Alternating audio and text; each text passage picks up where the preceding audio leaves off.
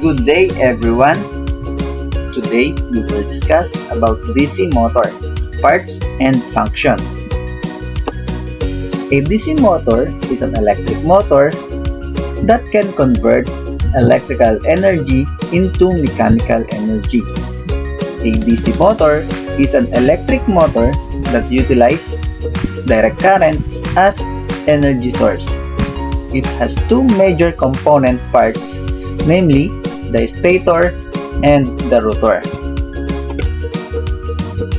Theoretically, the same DC machines can be used as a motor or a generator. Therefore, construction of DC motor is same as that DC generator.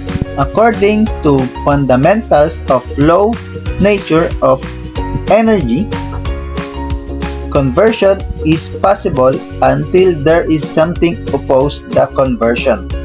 In case of generators, this opposition is provided by magnetic drag. But in case of DC motors, there is back EMF. Stator of a DC motor is composed of all moving parts of a motor. It includes the housing, end plates, through bolts, mounting brackets, brushes, brush holders, stator core, stator coils, and terminals. The housing is act as a frame of the motor. It holds the stationary parts of a motor. The end plates covers ends and the housing. They hold the stationary parts of bearing to keep the rotor in place. One of the end plate is used to hold the brush holder. The bearing minimizes friction between the end plates and the rotor shaft. Small motors use bushing types bearing, while in the large motors, ball bearing are used. Through bolts is press the end plates against the housing. Small motors usually have the end plates screwed to the housing. Larger motors have long through bolts pulling the two end plates towards each other. Mounting brackets are used to attach the motor, the machine that it drives. This part can be part of the housing or the end plates. Brushes are commonly made of carbon or copper terminals. They ride on a commutator to produce current from the source of the rotor coils. Brush holders are hollow parts that are fixed to one of the end plates. Brushes are inserted through the holes of the brush holders. Since the brush holders are part electrical circuit of the motor, most of them are insulated from the end plates. The stator core, or commonly called pole shoe, is a solid iron material where the stator coils are wound. It carries the magnetic field created by stator coils when energized.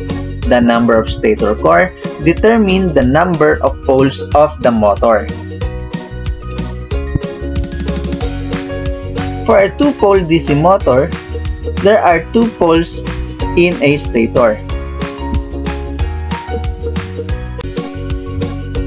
In a four-pole DC motor, there are four pole shoes. The stator windings are connected in series so that the adjacent poles are opposite. For a two-pole stator, the north and south pole are face each other. In a four-pole stator, the adjacent poles are opposite. Therefore, like poles are facing each other. The terminals of the motor serve as the connecting point between the power supply and the motor. This provides attachment for the positive and negative wires coming the battery or any source of direct current supplied to the motor. Sometimes, motors have only the positive terminals. The housing serves as the negative terminal, which is at the same time connected to the ground. The rotor is composed of all rotating parts of the motor. This includes the rotor core, rotor winding, commutator, and shaft. The rotor core is composed of laminated sheets of silicon steel shaped in circular pattern with slots and teeth. The sheets are compiled together with sufficient length of the core is met. The rotor core accommodates the rotor windings. It carries the magnetic lines created by the rotor coils or windings. The rotor winding is composed of several coils inserted to the slot of the rotor core. Each coil terminates to the commutators. These coils are connected in series around the rotor, forming a closed loop of wires. The commutator is composed of segments of copper assembled side by side. These commutator bars are insulated from each other and from the rest of the parts of the motor. The commutator serves as the terminal of the rotor coils. It goes along with the rotor assembly during rotation. It makes connection between the brushes and the rotor coils. The shaft is the part where the rotor core is pressed. It also holds the commutator assembly. It maintains the rotor core centered inside the housing.